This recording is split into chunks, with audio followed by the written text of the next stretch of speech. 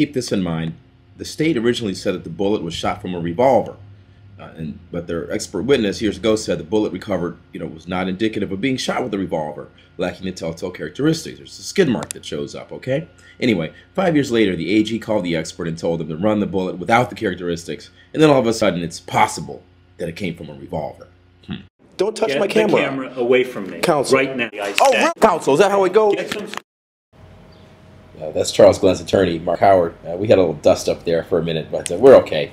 And he's not really upset with me. He's upset a lot more with the state's case, and I'll show you why. Last weekend in Seattle, I was reflecting hard on the Charles Glenn case. It's a murder case, and it's one of the more disturbing cases I've ever seen in New England, because Charles Glenn, for all apparent evidence, was set up. This was one of his lawyers. The state withheld evidence against Charles Glenn, actually exculpatory evidence that indicated that Joe Salvatore, a white man, actually had a gun of the same caliber that killed the decedent, and had shot that gun illegally and had applied for a permit at a time when the state didn't disclose any of this to Mr. Glenn. So now we come time for trial last week, and we see what's going on here. I'm going to let the judge explain what happens first, after you see Mr. Glenn's attorney explain his theory of the case, and how Charles was in the back seat and Joe Salvatore allegedly shot the decedent who was sitting next to him. And the sight at the end of the barrel rips his web space, and another piece of the gun rips between his fingers. And Lenny does this, turns to get out of the vehicle. Charles is defending himself. What does Joe Salvatore have to say about this? We don't know. Where is he? The state did not call him, put him on the witness stand and said, please, Mr. Salvatore, explain to this jury what happened. You can infer from that he would not have anything helpful to say to the state's case. That's why he's not. That is a major hole. You think the bullet not coming from the revolver that the state says is the weapon in this case? That is a major hole. Joe Salvatore's not here. You are left to go back to that room and speculate. What happened in that car? How about the guy who was there? Why doesn't he tell us? You cannot convict somebody on that kind of rank speculation and the failure of the state to at least bring the witness who was there. Just for the record, in open court, there was a motion pending with respect to the statements made by Mr. Salvatore and their admissibility. And I had made a preliminary ruling in chambers, but just for the record, there had earlier been a motion to exclude Mr. Salvatore's testimony because of lack of trustworthiness. There was litigation that followed. Ultimately, the state did not object, and therefore his testimony was excluded. The defense, however, has raised a defense based upon the premise of an alternative shooter, Mr. Salvatore. The court has entered orders allowing the defense to introduce evidence in support of this theory. The defendant now seeks to introduce statements made by Mr. Salvatore not for their truth, but to establish that he made false statements in an effort to deflect the focus of the investigation away from him.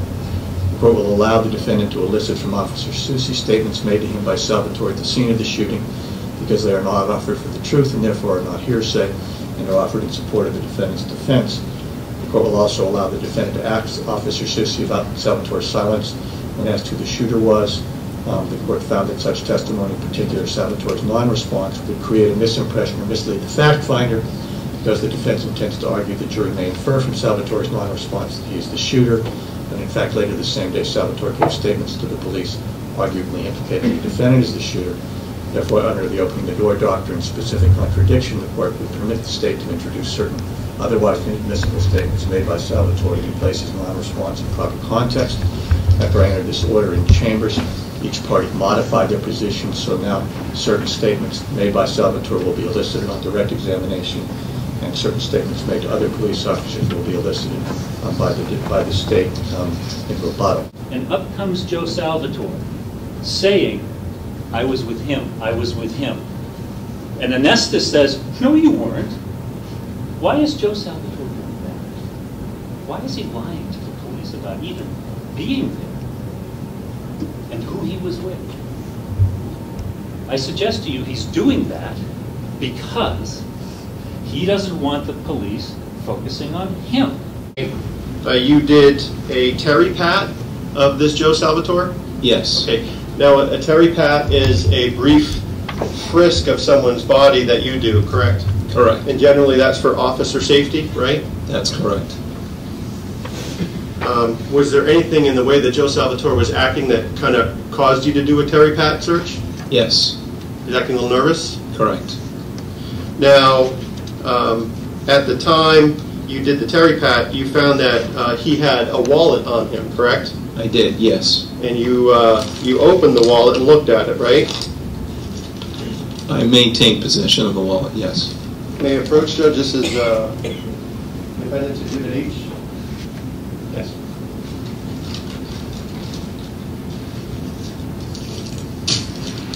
That's the wallet, correct? Yes, that appears to be the wallet. Do you know whose wallet that is? Yes, Okay, that's actually the wallet of Lenny Goslin, right? that's correct. And you found that wallet in the pocket of Mr. Salvatore, correct? Correct. Now, Mr. Goslin, he was on the ground, correct? Isn't it true that in approximately that time period you were a landlord for a building here in Manchester, right? Is that a photograph of the Joseph Salvatore that was your tenant? Yes, it is. And there were a number of times when you saw Mr. Salvatore with a pistol, correct? That is correct. And it was, in your opinion, a .22 caliber pistol, right? That's also correct. Where did he keep the pistol when you saw it? Well, he would have it in his waistband, on his person, and if he didn't have it on his person, he would have it in his vehicle on the left-hand side of the passenger seat. Okay. The vehicle that you saw it in, do you think it was the same weapon that he had tucked in his pants, or was it a separate weapon? I believe it was the same weapon. Okay. Do you remember what kind of vehicle he drove? Yes, it was a four-door sedan, green Mazda MX-6. Now, was there how often did you see him have that pistol in his car? In the course of 3 months, if it wasn't in his car, it was on his person. And if I saw him in person, he would either have it on him or it would be in his vehicle. During the instruction at the end of the case, the significance of the stipulations, what a stipulation is, the parties in the case have entered the following stipulation regarding Defendant's Exhibit A. Defendant's Exhibit A is an application for a resident pistol or revolver license of Joseph Salvatore. Parties agree that Exhibit A, Defendant's Exhibit A, shall be admitted as a full exhibit for the jury to consider in this case. That the permit application was submitted by Salvatore to the Manchester Police Department on an unknown date between August 5, 2005 and September 13, 2005. Manchester Police Department acted on the application by letter to Mr. Salvatore dated September 15, 2005. Under New Hampshire law, that's our RSA 159.6, a person must apply for a permit from his or her local police department to carry a loaded pistol or revolver in a concealed manner. And at this time, what I'd like to do is publish to the jury Defense Exhibit A, the pistol permit for Joseph Salvatore. You are here as an independent decision-making body to serve one function, and that is to serve as guardians between these folks, the state, and a citizen who is wrongly accused. That is your function. What are the principles that require you to carry out that function? Wait a minute, you're saying that they had a family member sat through the trial and then testified? There was no separation of witnesses? No, not her. She's still sitting in there. It was his sister. Remember, she's been in the court the whole week. We're about to get on the witness And then she got to get on the witness stand yesterday. Right. You're not supposed to sit in the courtroom and then be able to testify and stand. You just heard the whole trial. Yeah, that's true. She got to pick and choose what she wanted to say. Right, the alibi witness was that black guy, the perjurer, who's gone, right? And Yeah. Chad supposedly, this kid Chad, one of the witnesses, but he basically lied a whole bunch of times, but, you know, all their witnesses came in orange clothes. I don't know how the hell they can find themselves credible.